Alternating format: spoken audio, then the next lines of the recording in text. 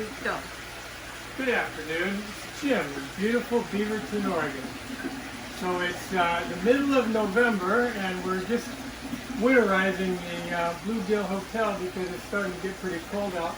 We just put up storm windows. They're just pieces of polycarbonate. They're a little clouded just yet, but they make a big difference on the temperature in here in the wintertime. We're getting out lanterns. We use them depending on how cold it is at night.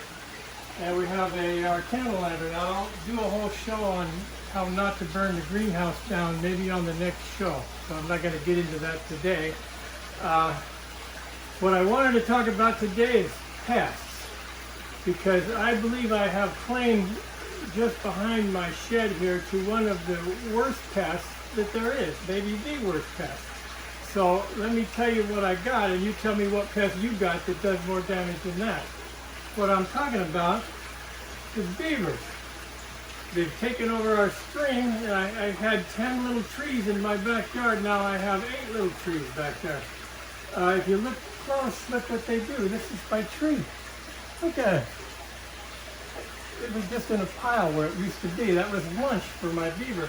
I have fenced around the trees since then, but the beavers also built a dam about 150 yards downstream, and they've dammed the creek up. They're not anymore because the government took it out and they put it back, and they've taken it out again now, so we'll see who wins. But anyhow, the thing with a beaver is it can come up out of the creek there in one night and eat a 50-year-old maple tree, just take it down.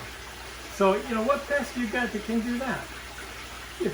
And when it dams the creek, it's going to flood the whole neighborhood out too. So anyhow, if you got better pests than that, let me know what they are. I'm kind of curious. We were going over what pests people might have. But the real bulk of this thing today is I would like to talk about pests that dwell inside your aquaponics system. The first year I had this system, I took a very passive approach to pest control, and they just ate me alive. So I then did some research and decided what I could and couldn't do with fish so I don't harm the fish. And I instituted what they call an IPC, or Integrated Pest Control. Now, what Integrated Pest Control means to me is if you spray or apply pest control regularly, even when you don't have any pests at all, you don't get any pests. So it's kind of crazy, you know, putting various things on over and over when there's nothing there, but I went through this year without any pests. So I'm going to have to say I think it works. The key to it is to use more than one. I'm using herbicides that are, OMRI certified, which stands for Organic Material Review Institute. How do you like that? It's an organization that reviews organic pesticides or organic whatever and says if they're safe in an organic situation. I just personally want to have another set of eyes on it besides the manufacturer. So I use only things that are okayed by them, and I use 3 or 4 is better different pesticides or fungicides in rotation. So that I keep using one and then another and another. If you use one, even if it works really good, it'll only work really good for a while because you're going to kill like 99% of your critters, and then the other 1% will breed and they won't be affected by it anymore. So anyhow, keep switching. You know, around here we have spider aphids, or excuse me, spider mites, like little tiny spiders. We have aphids.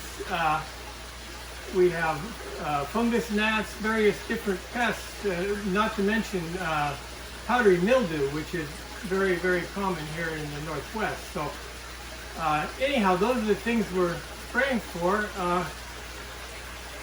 And that's about all I can think of to say about pest control. Oh, one more thing that we do is, if you look over here, these herbs, all of them, and most herbs, actually, if you look at, are good for pest control. Pests just don't like herbs. If you look in the herb portion of this, you never get any of them in. So we do plant things like that around. So anyhow, we're down to the tip of the day.